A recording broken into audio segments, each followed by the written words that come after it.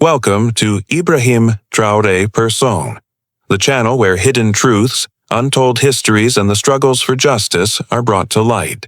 Here, every story reveals power, dignity, and resistance. It began as whispers, a story so unusual it spread like wildfire. An encounter between Ibrahim Traoré, the bold revolutionary leader of Burkina Faso, and T.D. Jakes, one of Christianity's most influential voices. What seemed at first to be an ordinary meeting carried undertones far deeper than faith alone. Behind the pleasantries, shadows of power, history, and racial prejudice loomed large, leaving the world unsettled. Could this be a turning point where faith was stripped of control and truth finally demanded a voice?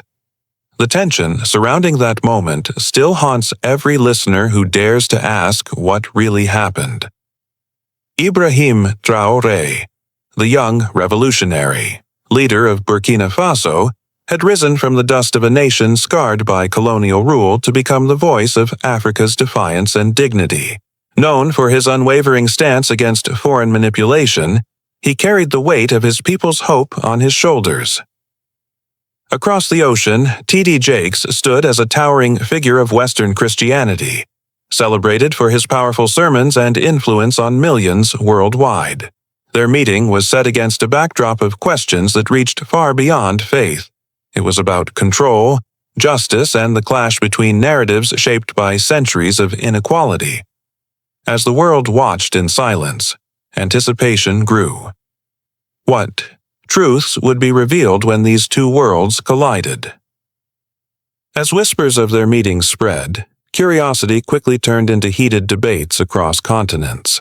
For many, Ibrahim Traoré symbolized the voice of a generation tired of being silenced, a leader who refused to bow before the systems designed to exploit Africa's wealth while keeping its people in chains of dependency.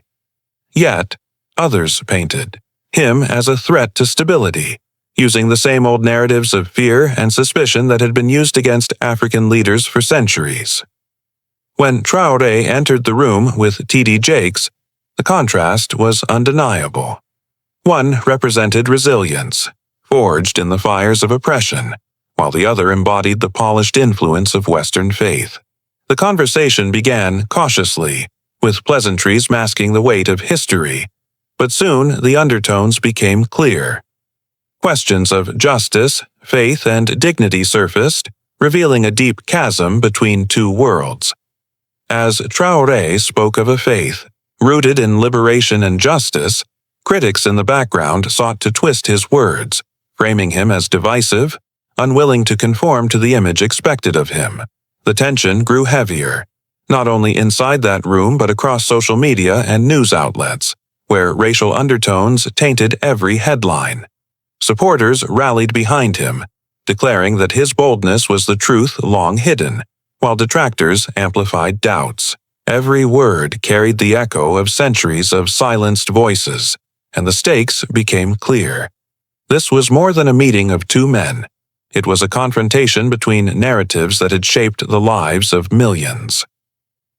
The room grew heavy with silence, as Ibrahim Traoré leaned forward, his words cutting through the polished air of diplomacy like a blade. No longer cloaked in caution, he declared that faith without justice was nothing but empty performance, and that a religion used to silence the oppressed was no longer a path to salvation, but a weapon of control. His voice carried not just his own conviction, but the centuries of African struggle, echoing louder than any sermon could. T.D. Jakes shifted uneasily, the weight of Traoré's defiance unraveling the comfort of familiar narratives. Outside, the world erupted. Clips of the exchange leaked online, sparking a storm of debate across nations. In that moment, Traoré was no longer just a leader of Burkina Faso. He became the unflinching mirror reflecting humanity's hypocrisy, daring the world to confront its own corruption of faith and justice.